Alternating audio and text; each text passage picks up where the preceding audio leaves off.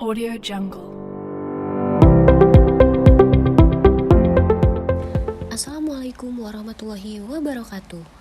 Perkenalkan, kami dari kelompok 5 kelas 5 APA mata kuliah analisis laporan keuangan sektor publik yang beranggotakan Dona Tasyati Rahmadani dengan NPM 062140512588, Fadiah Levi Anggraini dengan NPM 062140512589, dan Sylvia Agustina dengan NPM 062140510380. Di sini, materi yang akan kami bahas yaitu materi mengenai konsep dasar akuntansi pemerintahan.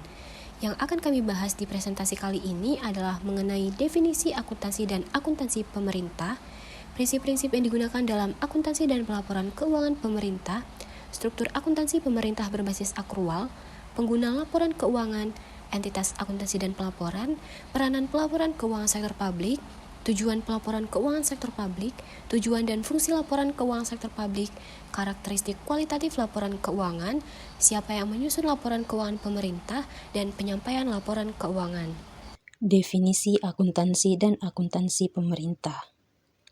Menurut American Accounting Association dalam Suimarso, mendefinisikan akuntansi sebagai proses mengidentifikasikan, mengukur dan melaporkan informasi ekonomi untuk memungkinkan adanya penilaian dan keputusan yang jelas dan tegas bagi mereka yang menggunakan informasi tersebut. Definisi akuntansi pemerintah menurut Halim merupakan proses pengidentifikasian, pengukuran, pencatatan, dan pelaporan transaksi ekonomi atau keuangan dari entitas pemerintah menjadi sebuah informasi yang digunakan sebagai pengambilan keputusan ekonomi oleh pihak eksternal pemerintah.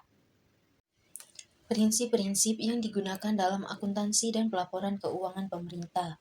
1. Basis akuntansi. Terdiri dari akuntansi berbasis kas dan akuntansi berbasis akrual. Akuntansi berbasis kas adalah transaksi ekonomi yang kejadian lain diakui ketika kas diterima oleh kas pemerintah atau dibayarkan dari kas pemerintah. Sedangkan akuntansi berbasis akrual adalah suatu basis akuntansi di mana transaksi ekonomi dan peristiwa lainnya diakui dan disajikan dalam laporan keuangan pada saat terjadinya transaksi tersebut. 2. Prinsip historis, yaitu aset yang dicatat sebesar pengeluaran kas dan setara dengan kas yang dibayar. 3. Prinsip realisasi, yaitu pendapatan basis kas tersedia yang telah diotorisasikan melalui anggaran pemerintah pada suatu periode akuntansi, dapat digunakan untuk berbagai kepentingan. 4. Prinsip substansi mengungguli bentuk formal, yaitu prinsip ini sebagai informasi yang dimaksudkan untuk menyajikan dengan wajar transaksi serta peristiwa lain yang seharusnya disajikan.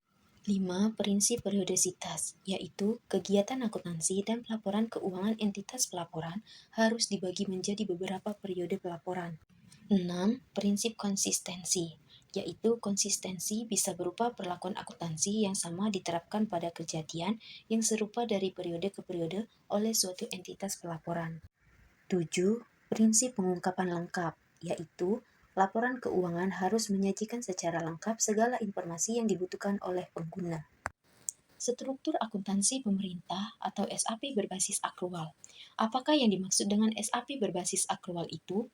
SAP berbasis akrual adalah SAP yang mengakui pendapatan, beban, aset, utang, dan ekuitas dalam pelaporan finansial berbasis akrual, serta mengakui pendapatan, belanja, dan pembiayaan dalam pelaporan pelaksanaan anggaran berdasarkan basis yang diterapkan dalam APBN atau APBD. Apa saja struktur SAP berbasis akrual itu? Penerapan SAP berbasis akrual ini diatur dalam Peraturan Pemerintah Nomor 71 Tahun 2010 tentang Standar Akuntansi Pemerintah. Pengguna laporan keuangan. Siapa saja pihak-pihak yang menggunakan laporan keuangan pemerintah, yaitu pihak eksternal pemerintah daerah yang berkepentingan terhadap laporan keuangan pemerintah baik secara langsung maupun tidak langsung, atau bisa disebut stakeholder, yang terdiri dari Dewan Perwakilan Rakyat Daerah atau DPRD, yang kedua Badan Pengawas Keuangan atau BPK, yang ketiga investor, kreditor, dan donatur badan atau organisasi baik pemerintahan, yang keempat analisis ekonomi dan pemerhati pemerintah daerah, yang kelima digunakan oleh rakyat, yang keenam digunakan oleh pemerintah pusat, dan yang terakhir digunakan oleh pemerintah daerah baik kabupaten, kota, dan provinsi. Entitas akuntansi dan pelaporan. Apa itu entitas akuntansi? Entitas akuntansi merupakan unit pada pemerintahan yang mengelola anggaran, kekayaan, dan kewajiban yang menyelenggarakan akuntansi dan menyajikan dalam laporan keuangan atas dasar akuntansi yang diselenggarakannya. Yang disebut sebagai entitas akuntansi yaitu bendahara umum daerah dan setiap pengguna anggaran di lingkungan pemerintah daerah. Lalu apa itu entitas pelaporan? Entitas pelaporan merupakan unit pemerintahan yang terdiri dari satu atau lebih entitas akuntansi yang berkewajiban menyampaikan laporan pertanggungjawaban berupa laporan keuangan. Siapa saja yang termasuk dalam entitas pelaporan tersebut? Yang termasuk dalam entitas pelaporan yaitu pemerintah pusat, pemerintah daerah, kementerian dan lembaga, satuan organisasi di lingkungan pemerintah pusat atau daerah atau organisasi lainnya. Peranan pelaporan keuangan sektor publik. Pada paragraf 25 Kerangka Konseptual Peraturan Pemerintah Nomor 71 Tahun 2010 menyebutkan bahwa pelaporan diperlukan untuk kepentingan akuntabilitas, di mana mempertanggungjawabkan pengelolaan sumber daya serta pelaksanaan kebijakan yang dipercayakan kepada entitas pelaporan dalam mencapai tujuan yang telah ditetapkan secara periodik. Yang kedua, manajemen, membantu para pengguna untuk mengevaluasi pelaksanaan kegiatan suatu entitas pelaporan dalam periode pelaporan sehingga memudahkan fungsi perencanaan, pengelolaan, dan pengendalian atas seluruh aset, kewajiban, dan ekuitas pemerintah untuk kepentingan masyarakat. Yang ketiga, transparansi, memberikan informasi keuangan yang terbuka dan jujur kepada masyarakat berdasarkan pertimbangan bahwa masyarakat memiliki hak untuk mengetahui secara terbuka dan menyeluruh atas pertanggungjawaban pemerintah dalam pengelolaan sumber daya dan ketaatannya pada peraturan perundang-undangan. Yang keempat, keseimbangan antar generasi, membantu para pengguna dalam mengetahui kecukupan penerimaan pemerintah pada periode pelaporan untuk membiayai seluruh pengeluaran yang dialokasikan, dan apakah generasi yang akan datang diasumsikan akan ikut menanggung beban pengeluaran tersebut. Dan yang terakhir, evaluasi kinerja, mengevaluasi kinerja entitas pelaporan, terutama dalam penggunaan sumber daya ekonomi yang dikelola pemerintah untuk mencapai kinerja yang direncanakan. Tujuan pelaporan keuangan sektor publik, yaitu menyediakan informasi.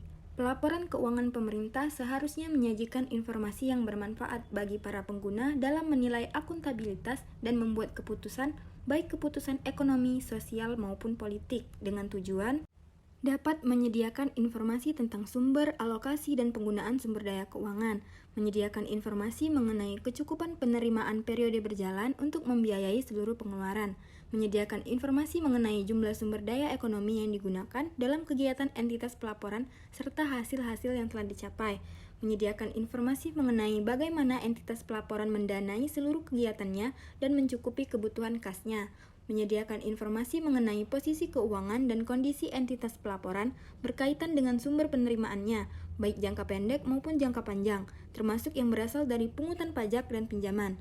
Dan yang terakhir, menyediakan informasi mengenai perubahan posisi keuangan entitas pelaporan, apakah mengalami kenaikan atau penurunan, sebagai akibat kegiatan yang dilakukan selama periode pelaporan. Tujuan dan fungsi laporan keuangan sektor publik terdiri dari yang pertama, kepatuhan dan pengelolaan, yang kedua, akuntabilitas dan pelaporan retrospektif, yang ketiga, perencanaan dan informasi otorisasi, yang keempat, kelangsungan organisasi, yang kelima, hubungan masyarakat, dan yang terakhir, sumber fakta dan gambaran.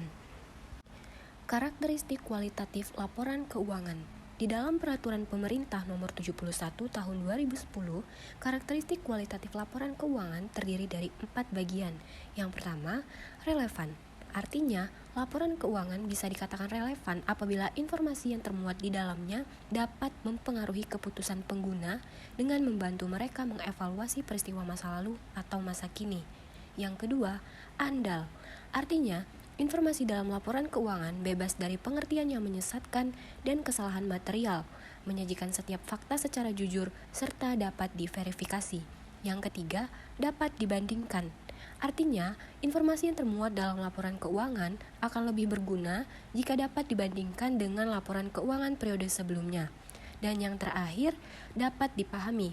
Artinya, informasi yang disajikan dalam laporan keuangan dapat dipahami oleh pengguna dan dinyatakan dalam bentuk serta istilah yang disesuaikan dengan batas pemahaman para penggunanya. Siapa yang menyusun laporan keuangan pemerintah?